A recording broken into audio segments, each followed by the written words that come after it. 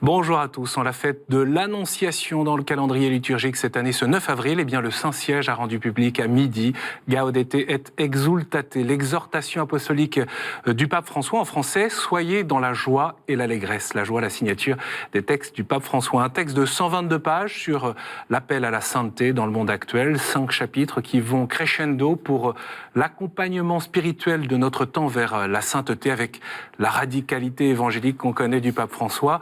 Comment faire face aux risques, aux défis, aux opportunités aujourd'hui, bref, dans le contexte actuel. Je cite quelques mots. Le Seigneur veut que nous soyons saints et il n'attend pas de nous que nous nous contentions d'une existence médiocre, édulcorée, sans consistance. C'est ce que l'on peut lire dès les premières lignes. Pour découvrir ce texte, nous sommes avec nos 3 invités. Sœur Nathalie Bécard, bonjour. Bonjour. Vous êtes Xavier, vous êtes directrice du service national pour l'évangélisation des jeunes et pour les vocations à la conférence des évêques de France. Xavier, donc de spiritualité ignatienne. À vos côtés, Raphaël Cornu-Ténart, architecte, laïque, fidèle laïque. Vous êtes président d'Annuncio et du congrès Mission. Et puis le père François Potet, vous êtes curé de Notre-Dame de la Garde, en 13e, du travail, voilà. Je me disais, j'étais en train d'hésiter. Il travaille dans le 13e à Paris et fidèle de l'émission, à la fois prise de mots. Bon, on va y arriver pour ce lancement d'émission. Peut-être un petit regard sur ce texte pour commencer. Chacun des 3, on a envie de vous entendre. Moi, je retiens une phrase. N'aie pas peur de la sainteté, elle ne t'enlèvera pas les forces, ni la vie, ni la joie. C'est tout le contraire, car tu arriveras à être ce que le Père a pensé quand il t'a créé, et tu seras fidèle à ton propre être. C'est-à-dire, la sainteté, c'est être pleinement homme, être pleinement soi-même, c'est être saint. Et c'est urgent. Nathalie ?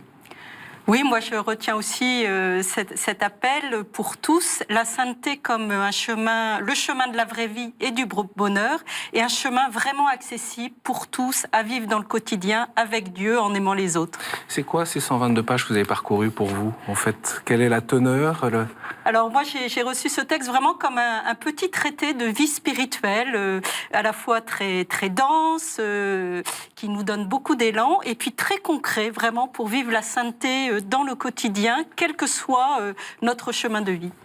Raphaël ? Moi, je le reçois pareil comme quelque chose qui est le chemin de tous, et qui est accessible, mais qui est super radical. Je trouve qu'il remet l'échelle, la barre très haute. C'est la sainteté, c'est un combat, il en parle, c'est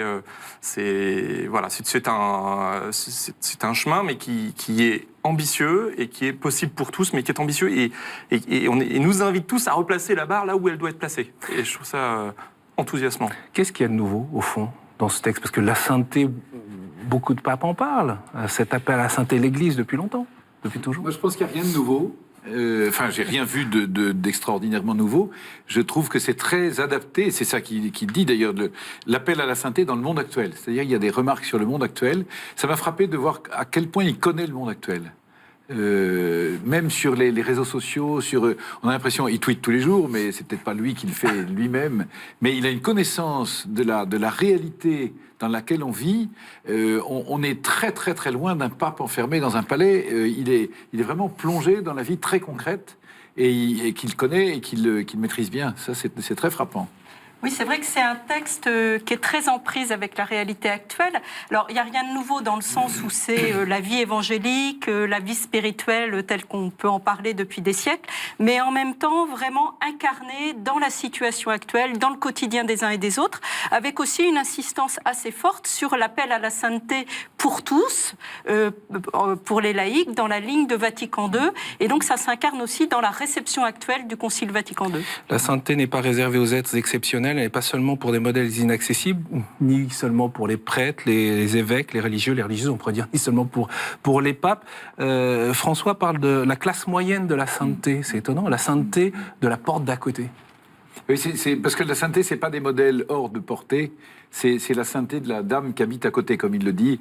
Il parle il a tout un paragraphe pour dire la dame qui va au marché, qui fait ceci, qui fait cela, qui tient la porte à la personne qu'elle rencontre, qui dit bonjour, qui prend le temps. Et c'est ça la sainteté. C'est-à-dire que c'est pas un truc complètement désincarné ou complètement lointain. C'est quelque chose de très qui est, comme tu dis, un combat fort et très exigeant, mais qui est à la portée de tout le monde. C'est pas quelque chose qui est impossible. Ouais, c'est vrai. Et il fait un long commentaire des béatitudes, on y reviendra peut-être, mais j'ai été très touché par tout ce passage qu'il a sur la douceur. Et dans un monde qui est assez violent, qui est rapide, où on passe son temps à être dans un rapport de force, et il remet au centre de tout ça un des chemins de la sainteté qui est la douceur qu'on peut avoir les uns avec les autres, et retrouver qui est quelque part le prolongement de notre paix intérieure, mais qui est comme un visage de la sainteté qu'il faut acquérir, et c'est possible. Puis on voit qu'il déploie complètement toute sa ligne autour de la miséricorde, autour d'un christianisme qui n'est pas seulement réservé à une élite, mais qui est vraiment pour tous. Voilà, donc c'est un appel fort. En filigrane, on voit la spiritualité du pape François, peut-être avec une cohérence particulière. On retrouve évidemment ses points forts, mais il y a ce filigrane de sa vie spirituelle, sa propre vie spirituelle. Oui, et je dirais, quand on est de spiritualité ignatienne, on retrouve vraiment beaucoup de choses. On sent bien que c'est aussi... D'ailleurs, il cite les exercices spirituels, et certains disent, quelque part, il met toute l'Église en exercice spirituel, mais il sait la traduire et la proposer à tous, et pas simplement à ceux qui peuvent être de cette spiritualité-là. Alors, pour ceux qui ne sont pas de spiritualité ignatienne, quelles sont en fait les différentes étapes, le cheminement, en quelques mots, qu'on retrouve à travers ce texte pour vous?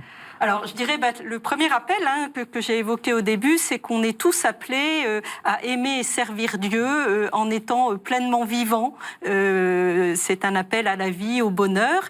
Mais pour cela, il faut se mettre dans un état, je dirais, d'indifférence pour choisir totalement le Christ et l'incarner dans des petites décisions très concrètes. Et ce qu'il nous dit, justement, il y a un chapitre important sur le discernement, c'est qu'on est tous amenés à pas être saints dans une forme d'idéal désincarné et théorique, mais dans le concret de nos décisions du quotidien. Peut-être justement, le pape pointe dans le chapitre 2 deux nouvelles formes d'hérésie que l'Église connaît bien parce qu'elle l'a déjà affrontée dans son histoire. Ce sont des formes très anciennes d'hérésie, mais qui prennent une intensité particulière aujourd'hui. Le gnosticisme, qui est cette forme d'idéalisme, des gens qui se croient saints parce qu'ils connaissent des tas de choses et qui ont une théorie très bien élaborée, et une théologie. Et il dit, ça existe même à l'intérieur de l'Église. Des gens qui ont une théologie très sûre, très, très solide, très belle, mais qui en réalité ne touchent pas du tout le quotidien et ne touchent pas du tout l'amour des autres en particulier.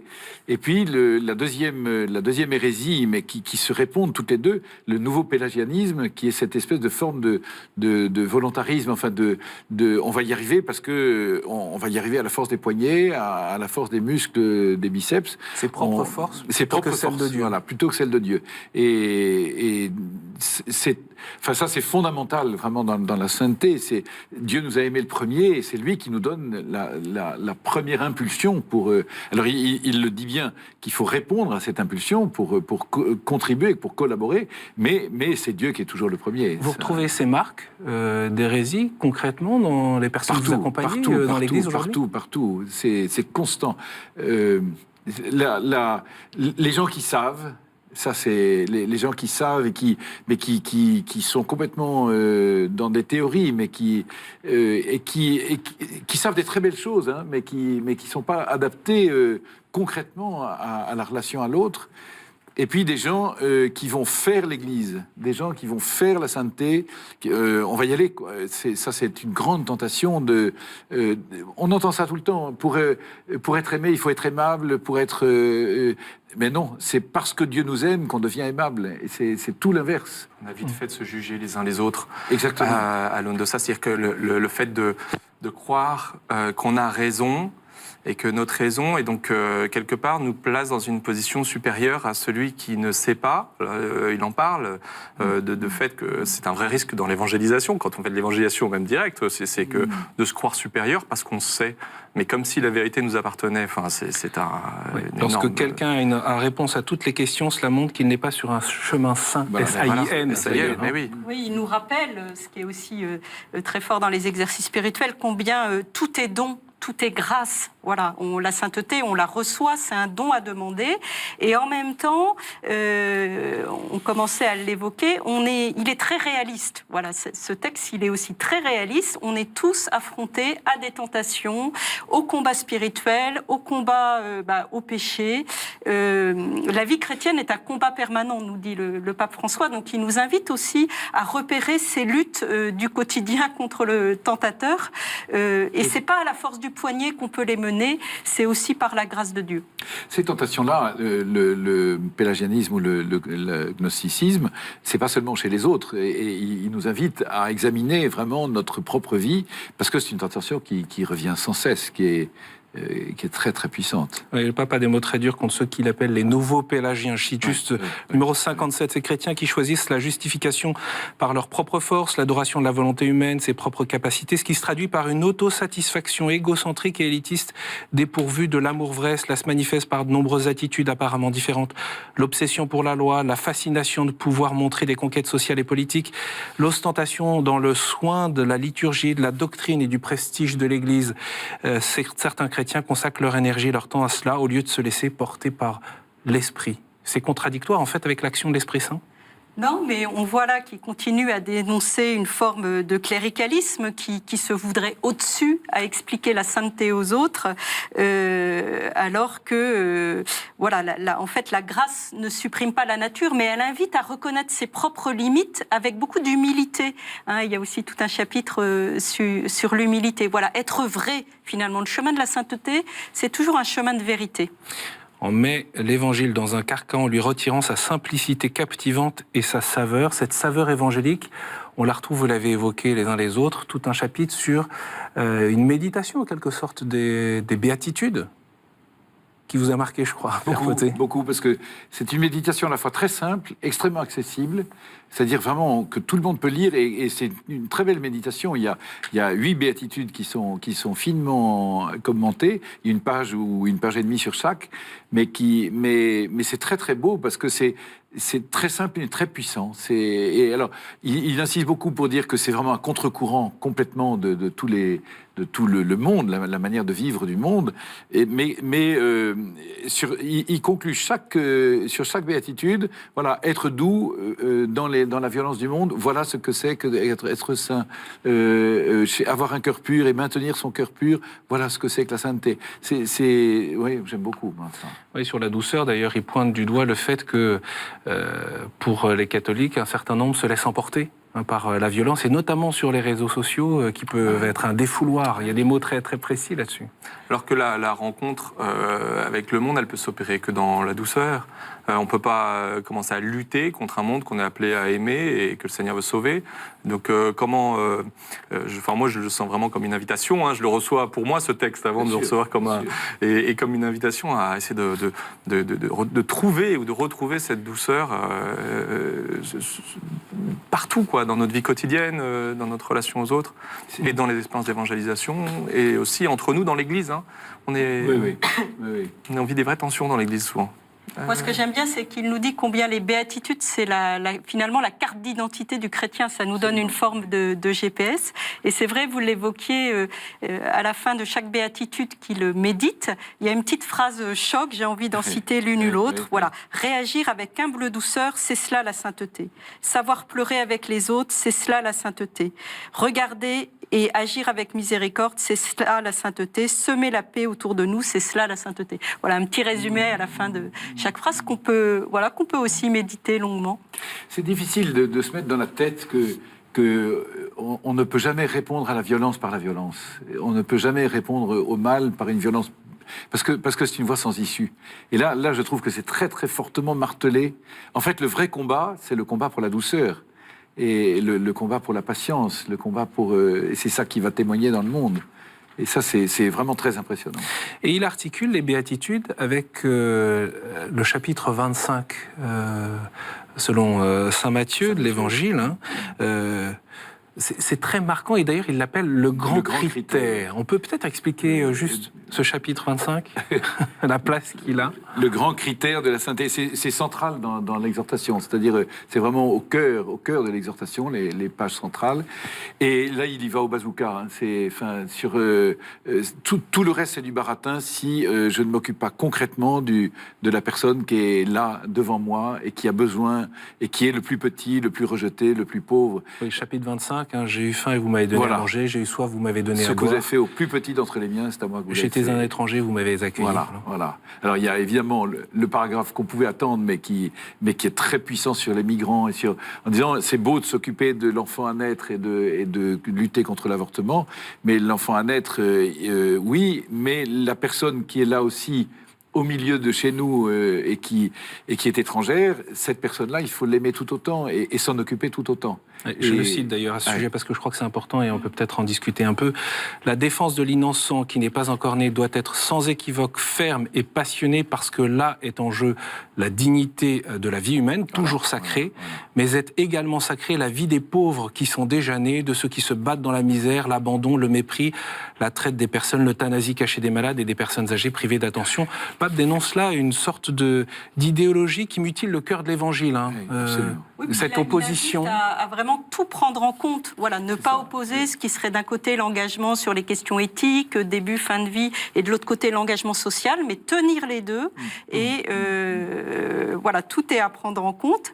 Et puis, comme vous le dites, il nous invite vraiment à approcher la sainteté à la fois dans un ancrage en Dieu, dans la prière, mais tout autant dans l'action. Voilà, prière et action, c'est ça le chemin. Raphaël, vous percevez là, vous parliez tout à l'heure.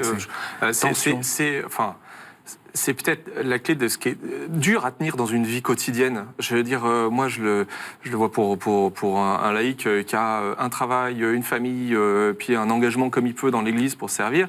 En fait, l'enjeu, c'est pas tout le macro, c'est le quotidien. C'est le quotidien où, de fait, on croise quelqu'un assis dans la rue, là, et puis comment, au lieu d'aller s'acheter un sandwich, en fait, on lui file la pièce, et puis parce qu'en fait, il a faim, et que nous, on a de quoi se nourrir. Et il y a cet exemple concret qui est donné, justement, de comment on se comporte face à quelqu'un qui est dans la rue. Quotidiennement. Et il est là, le défi de la sainteté.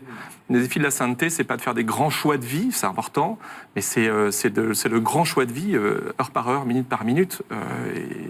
Et ça, c'est la place du pauvre, c'est celui qu'on rencontre tous les jours, de fait. Il nous met le doigt dessus, mais parce que s'il sait bien combien c'était extrêmement difficile à vivre au quotidien. Il fait une grande citation de saint Thomas d'Aquin, qui est assez étonnante parce que qui dit que les œuvres de miséricorde envers le prochain sont plus importantes que les actes du culte. Les sacrifices et les offrandes qui font partie du culte divin ne sont pas pour Dieu lui-même, mais pour nous et nos proches. Lui-même n'en a nul besoin, et s'il les veut, c'est pour exercer notre dévotion et pour aider le prochain. C'est très fort. Ça attire l'attention, au moins ça retient. C'est extraordinaire. C'est pourquoi la miséricorde qui subvient aux besoins des autres lui agrée davantage, étant plus immédiatement utile au prochain. Alors il dira la prière, le culte, la célébration de la messe, l'Eucharistie, tout ça, c'est la nourriture de la sainteté. Mais au fond, les actes de miséricorde sont plus importants que... donc vos prières sont nulles si ça ne s'accompagne pas concrètement de cette œuvre de miséricorde. Ça peut susciter des incompréhensions, non ? Forcément. Forcément. Mais c'est-à-dire, c'est toujours pareil. Si on enlève, si on porte une citation en dehors du contexte général, on va faire des contresens et on va fausser la pensée du pape. Mais... En même temps, il résume ça, je trouve que c'est une phrase assez clé, où il dit justement « la miséricorde est la clé du ciel ». Voilà, donc c'est fort quand même, la miséricorde est la clé du ciel. La miséricorde de l'union avec Dieu, et même explicite, et je veux dire, dite, il dit à un moment, d'une part, c'est par ces exigences, les chrétiens qui séparent ces exigences de l'évangile de leur relation personnelle avec le Seigneur, en parlant des œuvres de miséricorde, et qui le séparent de leur relation personnelle avec le Seigneur, de l'union intérieure avec lui, de la grâce, font du christianisme une espèce d'ONG. Oui. Et c'est important de ne pas les opposer. Souvent, on oppose œuvre de miséricorde et vie spirituelle ou vie mystique. Il parle beaucoup de la vie mystique aussi. Plusieurs fois, il cite ce terme mystique. Qui ne doit pas être une fuite. C'est un une tout. Une vie mystique qui ne doit pas être une fuite. Une vie mystique qui ne doit pas être une fuite, mais placer l'union personnelle avec Dieu au centre de la vie chrétienne et son prolongement immédiat Et ce sont les œuvres de miséricorde. C'est comment est-ce qu'elles se déploient en action. Mais les deux sont nécessaires. Et on voit des lieux de l'Église où on parle trop de la vie spirituelle, peut-être comme un lieu de fuite, ou d'autres lieux où on parle que des œuvres de miséricorde en oubliant le Christ. Il y a quelque part un doux équilibre à retrouver. Il est là le combat, il est là la ligne de crête. Il me semble, en fait, c'est ce que. Et puis vous l'avez dit, des propos des paragraphes très vigoureux sur la situation des migrants et l'accueil de l'étranger. Ce n'est pas une invention d'un pape ou un délire passager. C'est ce qu'il écrit texto. Et il évoque ce fameux chapitre 25 de l'Évangile selon saint Matthieu comme une obligation en quelque sorte, un appel très fort. Et il y a ce numéro 97. Vu le caractère formel de ces requêtes de Jésus, je le cite, il est de mon devoir, en tant que son vicaire, de supplier les chrétiens de les accepter et de les recevoir avec une ouverture d'esprit sincère, sine glossa, c'est-à-dire sans commentaire, sans élucubration et sans des excuses qui les privent de leur force. Il engage toute son autorité. Oui, c'est vrai, il rappelle que c'est vraiment, ça traverse toute la Bible. Vous évoquez Matthieu 25, mais il y a aussi tous les textes de l'Ancien Testament. Moi, je dirais, il nous invite vraiment à vivre un christianisme intégral, quoi. De même que dans son encyclique Laudato Si, il y avait l'écologie intégrale, on parle du développement intégral de l'humain. Ben là, je crois que c'est vraiment une vie évangélique intégrale pour être dans tous les aspects de notre vie. Il nous reste 5 minutes pour continuer à parcourir en quelque sorte cette introduction, ces premiers regards croisés sur cette exhortation apostolique du pape François, Gaudete et Exultate. Le pape, dans le chapitre 4, revient sur les styles de vie auxquels Jésus nous appelle: endurance, patience, douceur, on en a parlé, audace, ferveur. Il revient bien sûr sur la place de la joie. C'est des paragraphes qu'il faut évidemment découvrir, parce que le saint, c'est pas un esprit inhibé, triste, aigri, mélancolique, au profil bas, amorphe. Il y a aussi cette problématique de la parésia, qui est un terme cher au pape François. On sait qu'il l'a beaucoup utilisé, notamment lors des synodes, en disant aux évêques qu'il faut avoir cette liberté. Je voudrais qu'on passe un petit temps sur le discernement et le combat, parce que c'est ce dernier chapitre où le pape François, s'il y avait un doute, ne laisse aucune place sur la problématique du combat avec le diable, qui existe, je cite, la conviction que ce pouvoir malin est parmi nous et ce qui nous permet de comprendre pourquoi le mal a parfois tant de force destructrice. Oui, il nous invite à intégrer cette réalité, là encore, qui traverse la Bible. La vie chrétienne, c'est un combat, une lutte permanente contre le diable, qu'on appelle aussi le malin, et qui désigne, nous dit le pape François, un être personnel qui nous harcèle, voilà, et qui veut nous empêcher de vivre pleinement, de nous donner, d'aimer les autres. Et donc, le discernement, c'est ça, c'est repérer ce qui vient de l'ennemi, du diable, et repérer au contraire ce qui vient de la grâce, du Saint-Esprit, du bon esprit, dit saint Ignace, et qui nous conduit vers plus de vie, plus d'amour, plus de joie. On est parfois un peu mal à l'aise quand on parle du diable, non ? Oui, mais c'est intéressant parce que l'ennemi, c'est pas le monde, c'est le diable. C'est-à-dire, moi je trouve ça très intéressant. Le monde, il faut l'aimer. L'ennemi, il y a un ennemi et qui est personnel et dont le but, il est là pour nous faire échouer. Donc il y a réellement un combat, mais ne vous trompez pas de combat. Le combat n'est pas contre le monde, ni contre des personnes qui seraient. Le combat, il est contre le malin. Et ça, je trouve ça très intéressant. Moi. Il est positif d'ailleurs. Il dit cette lutte est très belle. C'est beau. Oui. Cette lutte est très belle car elle nous permet de célébrer chaque fois le Seigneur vainqueur dans notre vie. Encore faut-il laisser le Seigneur vaincre. Il faut laisser le Seigneur vaincre. Mais il a déjà vaincu.